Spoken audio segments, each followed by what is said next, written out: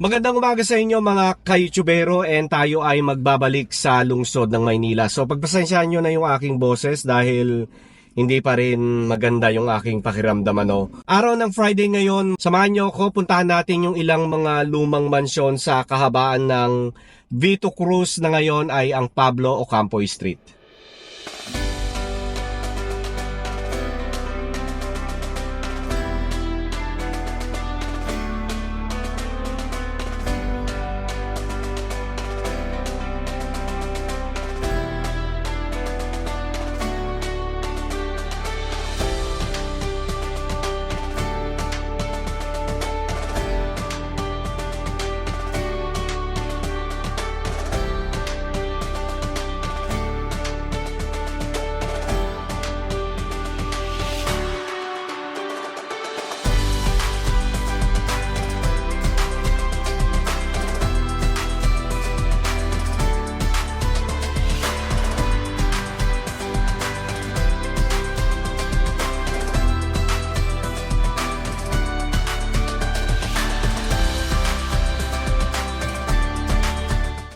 Okay mga ka-YouTubero, ayan, nandito na nga tayo sa Maynila. So bali, ito yung Adriatico Street.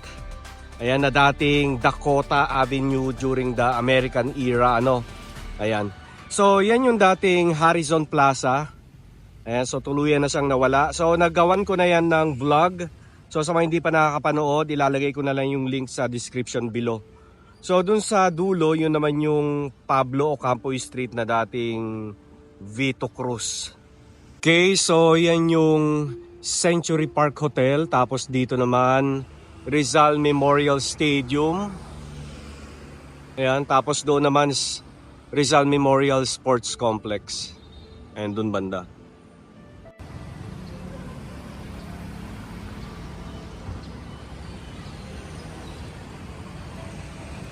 Okay, so mula nga dito sa Adriatico Street, makikita natin ang monument ni Pablo Ocampo. Ayan.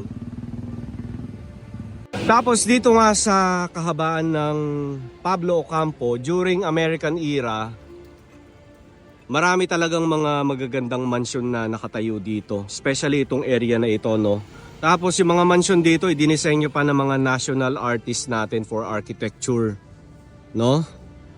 Kaya lang yung iba noong World War II nasira, nawala na sila, pero may ilan pa rin na naiwan. Ayan. Tapos eto, isang napakagandang mansyon yung nakatayo dito dati na idinisenyo pa ni Juan Nakpil. So itinayo around 1920s, 1930s. Ito yung mansyon ni Ricardo Conlu Lacson. Pero nung 1990s, tuluyan na siyang giniba. Tapos ito ngayon ay ang Fo Guangxian Mabuhay Temple, mga ka-YouTubero. Ayan. So ito namang katabi niya, yan naman yung dating mansyon ni Antonio Villarreal Mansion, ay tinayo around 1920s to 1930s din. And medyo sad lang yung storya about kay Antonio Villarreal at saka sa kanyang pamilya, Kasi isa sila sa mga napatay during World War II. Ngayon ay isa ng hotel and Orchids Garden Suites. Halika, lapit tayo. So eto siya mga ka-YouTubero. Ito yung dating mansyon ni Antonio Villarreal. Pero nung naging hotel na ito, tinayuan ng building sa likod. So yan mismo yung mansyon na ito. Okay, so ito yung mansyon ni Antonio Villarreal. Silipin natin yung lobby. Hanggang lobby lang tayo. Salamat Ito yung lobby nila.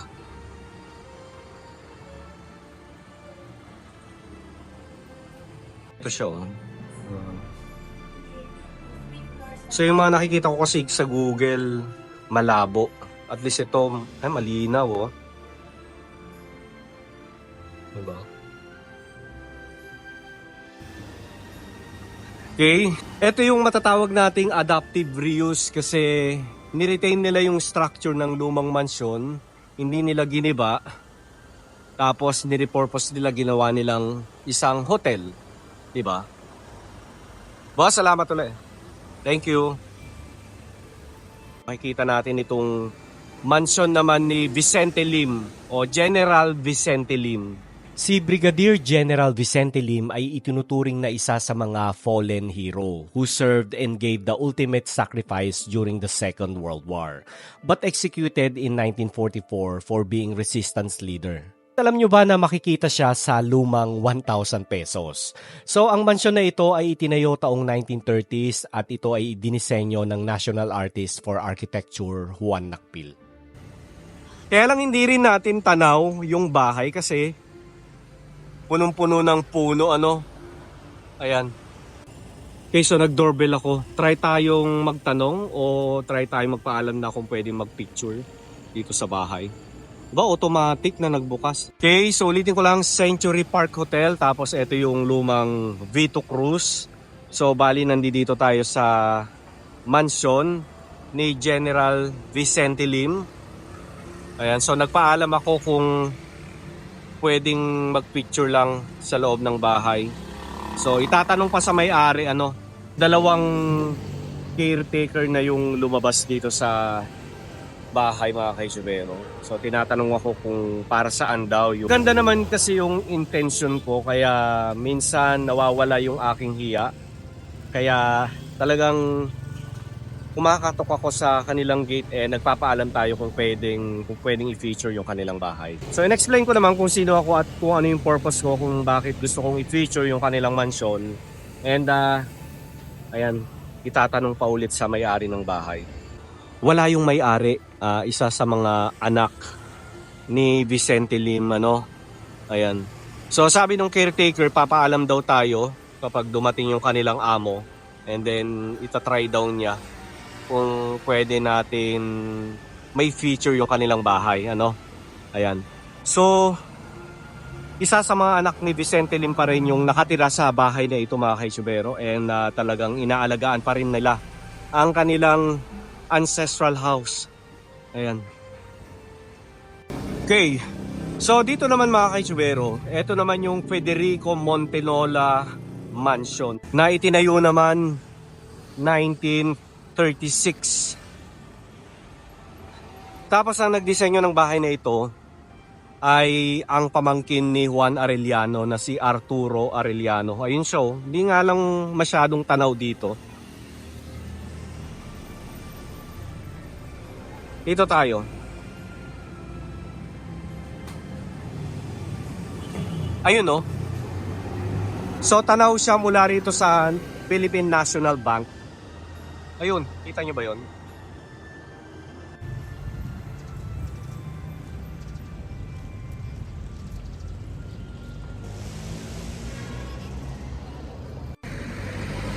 Okay.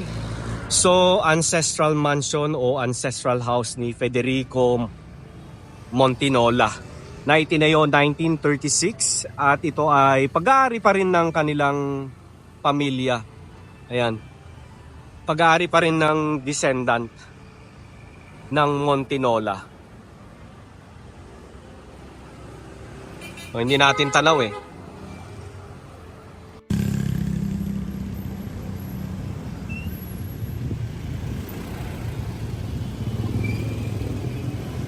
Okay, so dito FB Harrison sa may kaliwa, tapos sa may kanan Mabini Street.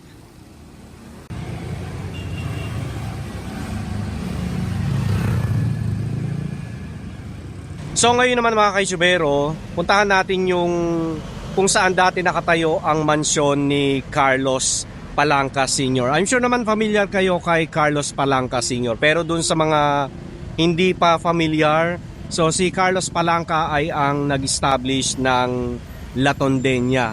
And then kalaunan ay na-acquire ng San Miguel Corporation, tapos pinalitan nila ng Ginebra San Miguel.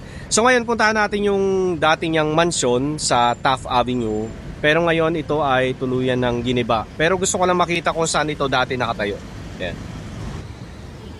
Ngayon sa open na yan di mo naman. Okay, so Rizal Memorial Coliseum. And So nagpapaalam ako kung pwede ko sanang picturean yung historical marker nila doon. So kailangan daw ng permit pa, kailangan pa raw ipaalam. So para sa akin, pipicturean lang naman. Bakit kailangan pa ng mga permit? Ano? Wala lang.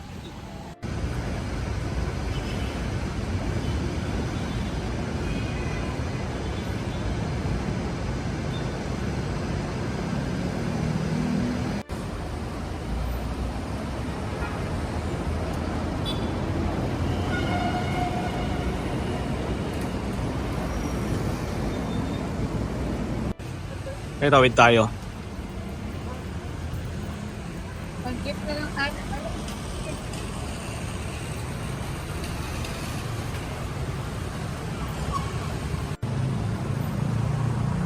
Grabe no, ibang-iba na talaga rito sa part na to ng Taft. So diretso lang tayo.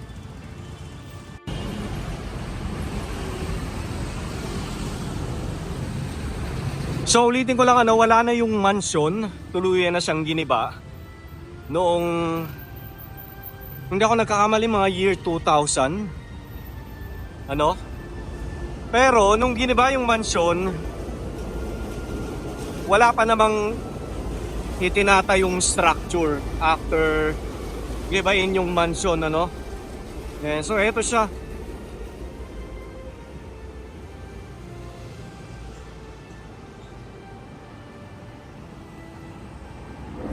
And eto yon. Here.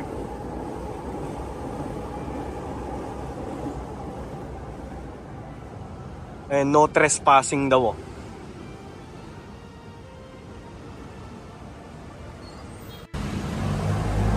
Tatlo na ang namatay umihi dito.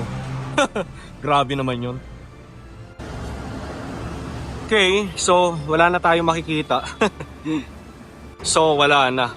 So tinanggal na yung Latondenya sa Carlos Palanca. Tapos ito, tinanggal na rin nila ang dating mansyon ni Carlos Palanca Sr. Ayan. So dito lamang yan sa kahabaan ng Taft Avenue. Okay, so doon tayo galing sa Vito Cruz. Ngayon naman, nandito tayo mismo sa Donaday Street. Wow, hindi ko alam ito mga kaijubero.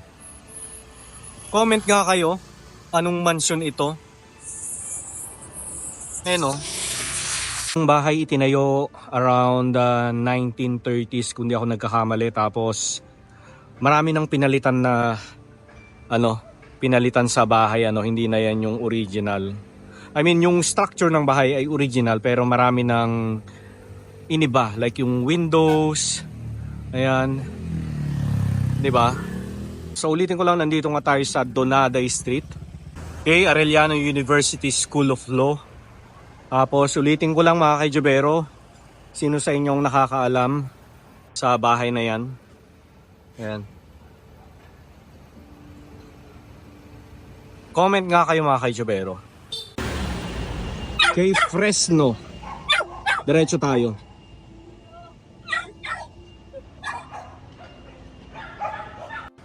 Okay, so eto siya mga kaijubero, yun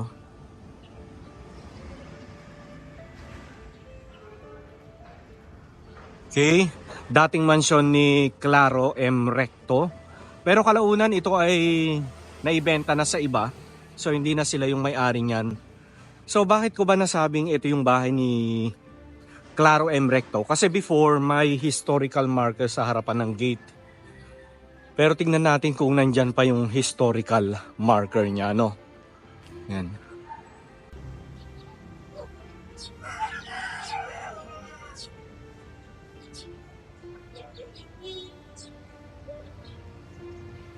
Okay, so yung structure ng bahay as is pa rin daw yan. Pero yung loob, malaki na yung ipinagbago, Tapos yung bakod, ayan, as is pa din. Okay, so dito, Leverisa na. Tapos, ulitin ko lang, ito yung dating mansyon ni Claro M. Recto. Nandito pa pala yung historical marker. Hindi pa nila tinatanggal, ayan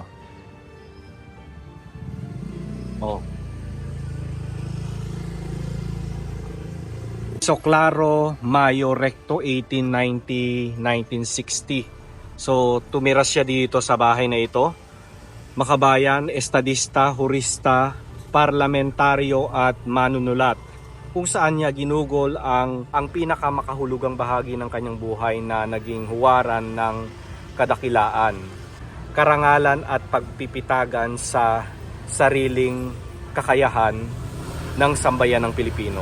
Bulol-bulol no? Okay, so ulitin ko lang, dating mansyon o dating bahay ni Claro M. Recto, and then kalaunan ito ay ibinenta, no? So Chinese daw yung may-ari ngayon. And ang kabilin-bilinan daw ng pamilya ni Claro M. Recto na wag tatanggalin yung historical marker sa harapan ng kanilang bahay. Ayan.